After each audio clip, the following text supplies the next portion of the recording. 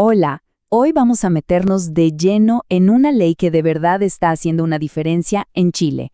Hablo de la Ley TEA 21545. Esta es una normativa súper importante que viene a asegurar algo clave, la inclusión y la igualdad de oportunidades para las personas en el espectro autista.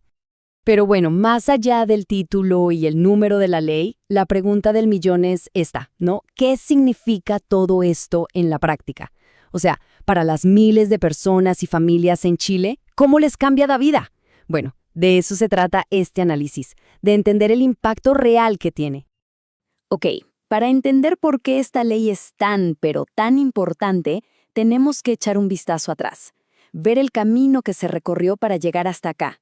Porque, ojo, esto no apareció de la nada, ¿eh? Fue un tremendo esfuerzo que vino desde la propia comunidad.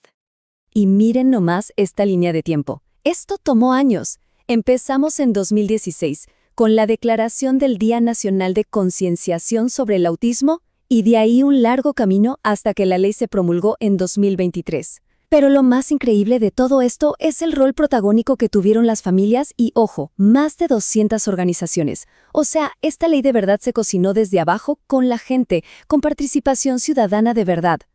Muy bien, ya vimos el cómo se llegó hasta acá. Ahora vamos al qué. ¿Qué es lo que busca esta ley, en el fondo? ¿Cuál es su objetivo y qué tan poderosa es? Y aquí está la respuesta.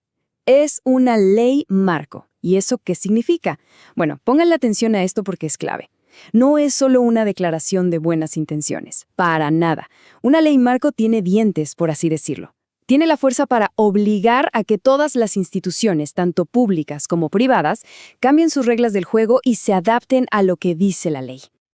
Y sus objetivos, la verdad, son súper claros y ambiciosos. Por un lado, asegurar el derecho a la igualdad de oportunidades y la inclusión, fundamental. También, eliminar de raíz cualquier forma de discriminación.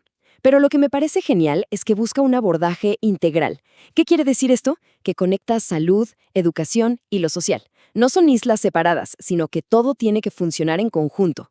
Y por supuesto, algo que nunca está de más, concientizar a toda la sociedad sobre el autismo.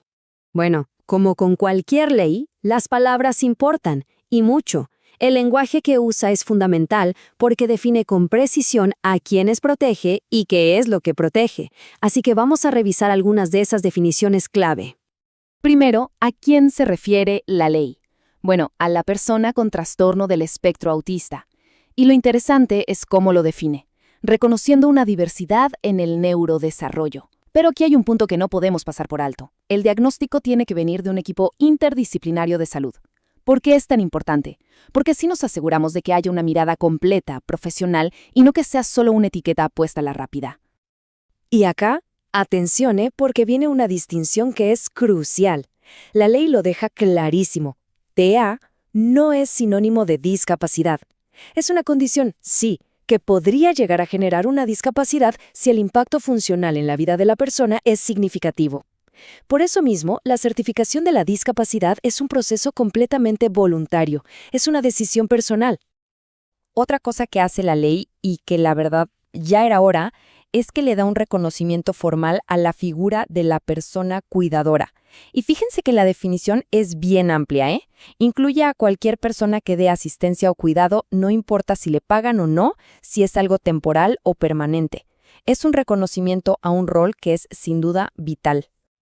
Ok, sigamos. Hay un concepto que la ley toca de manera muy específica y que es súper relevante, sobre todo cuando pensamos en los colegios. Se trata de la desregulación emocional y conductual. ¿Y qué es esto?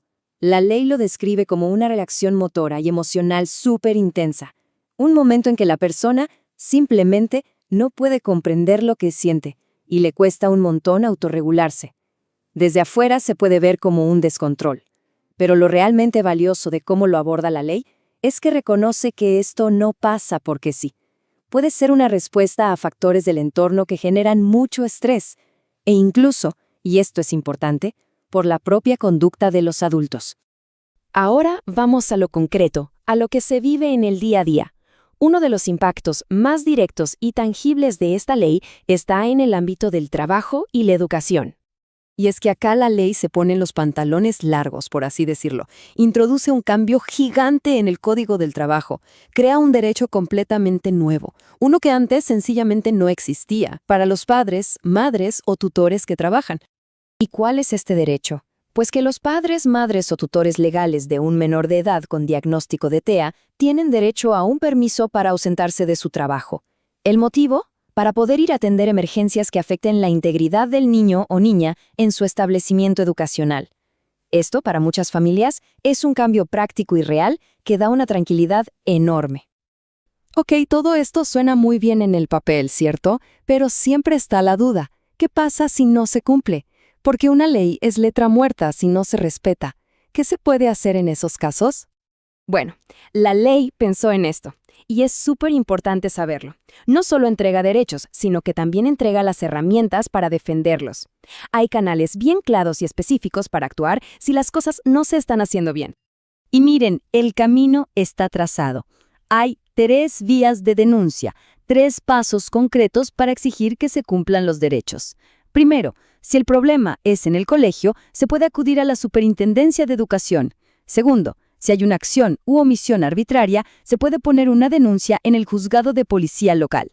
Y tercero, si se trata de discriminación, se puede llegar a una demanda ante un tribunal civil, amparándose en la ley antidiscriminación. O sea, hay opciones, hay mecanismos para actuar. Al final, y con esto cerramos, una ley como esta te da el marco, te da las reglas del juego.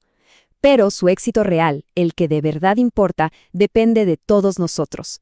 La pregunta que queda flotando en el aire no es tanto si la ley es buena en el papel, sino más bien, ¿cómo contribuimos como sociedad para que esto se viva de verdad día a día?